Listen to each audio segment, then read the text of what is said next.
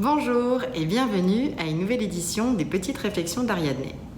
Alors aujourd'hui, je voudrais vous parler d'un concept ou d'un fléau ou d'un mal dont il nous arrive tous de souffrir de temps à autre, qu'on appelle le syndrome de l'imposteur.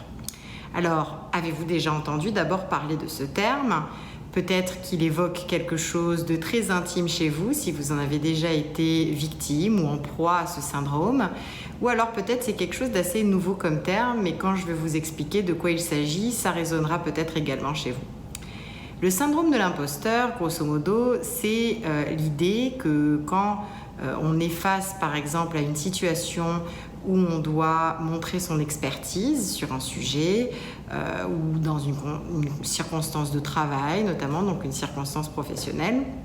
eh bien, on a l'impression qu'on n'est pas la bonne personne ou alors que nous n'avons pas les compétences nécessaires pour le faire, même lorsque sur notre CV, techniquement, objectivement, nous savons que nous sommes capables, que nous avons les diplômes, la certification pour le faire, mais on vient quand même à douter de nous-mêmes. Donc ce doute profond de nous-mêmes à accomplir des tâches pour lesquelles pourtant on a été formé ou qu'on est reconnu comme étant capable de faire, on vient à douter de nos propres habiletés et on peut avoir l'impression dans certains scénarios d'être un imposteur parce que justement on se compare peut-être à d'autres personnes et on pense qu'on ne vaut pas la même chose. Donc vous l'aurez compris, le syndrome de l'imposteur, c'est véritablement un syndrome où on manque de confiance en soi. Donc c'est un syndrome qui touche vraiment l'amour-propre, la confiance, l'estime de soi. Et en cela, c'est une peur finalement ou une croyance limitante qui porte atteinte à une des compétences en intelligence émotionnelle principale qui est donc l'amour-propre. Le syndrome de l'imposteur, ça peut être extrêmement débilitant en fait parce que bien souvent ce qu'il y a sous le syndrome de l'imposteur, c'est deux formes de peur très couramment, puis ça m'arrive très souvent d'en parler avec des clients en coaching, qui sont la peur de l'échec,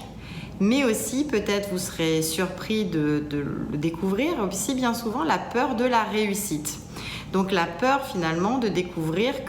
de ce qu'on est capable d'accomplir des objectifs et de se rendre à l'évidence que nous sommes vraiment bons pour cela. Ça peut sembler étonnant pour certains de se dire avoir peur de réussir quelque chose, mais avec la réussite vient aussi des responsabilités, vient aussi des attentes que l'on se crée, de nouvelles attentes qu'on se crée, que d'autres peuvent nous créer, et ça peut aussi nous faire peur et créer un obstacle de conséquence lorsqu'on est face à l'accomplissement de certaines tâches. Donc ça peut devenir débilitant au point qu'on décide de ne pas passer à l'action, qu'on décide de ne pas accomplir un objectif alors qu'il était important pour nous, qu'il aurait pu justement nous amener à progresser, tout simplement parce qu'on a peur de réussir ou même qu'on a peur de l'échec, qu'on a peur de prendre un risque, qu'on a peur d'être ridicule, qu'on a peur de ne pas avoir cette reconnaissance de nos compétences, et tout ça profondément, ça vient toucher donc à l'amour-propre et à la perception qu'on a de soi-même. Donc de se voir comme un imposteur, même quand on a finalement les compétences nécessaires pour accomplir une tâche,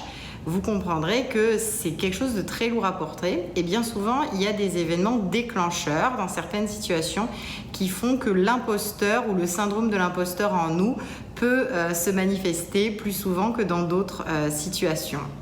Donc peut-être que vous ne vivez pas le syndrome de l'imposteur dans n'importe quelle partie de votre vie, mais peut-être remarquez-vous que ce syndrome-là, il vous atteint quand vous êtes dans des dynamiques particulières ou quand ça vient toucher quelque chose qui est finalement très important pour vous, et bien souvent, ça a à voir avec votre valeur. Et donc là, c'est vraiment le point que j'aimerais faire dans cette vidéo, c'est le lien entre cette forme de croyance limitante, ces peurs sous-jacentes au syndrome de l'imposteur d'un côté, et la notion de valeur. Quelle valeur finalement on met dans notre propre personne, quelle estime nous avons pour nous, qu'est-ce qu'on pense qu'on a le mérite ou qu'on mérite finalement de recevoir dans la vie. Encore là, c'est décider d'aller creuser un peu plus loin et de voir qu'est-ce qui porte, qu'est-ce qui nourrit ces peurs liées au syndrome de l'imposteur. Qu'est-ce qui nourrit le fait que j'ai peur de l'échec ou que j'ai peur de la réussite. Bien souvent, la question des valeurs est au cœur de cette problématique-là. Alors, vraiment réfléchir à qu'est-ce qu'on perçoit comme étant ce que l'on mérite, ce qu'on mérite d'obtenir en termes de réussite, en termes d'accomplissement dans la vie. C'est une première étape pour réfléchir un peu à comment le syndrome de l'imposteur se déclenche dans certains aspects de notre vie. Donc moi, je vous inviterai finalement dans cette vidéo à réfléchir un petit peu à quel moment, en fait, dans votre quotidien, vous sentez qu'il se déclenche, ce syndrome de l'imposteur? Est-ce que c'est dans certaines relations, par exemple, hiérarchiques, qui vous rappellent une dynamique particulière? Est-ce que c'est plutôt quand ça vient chercher une compétence que vous associez à une valeur fondamentale chez vous, par exemple comme le professionnalisme,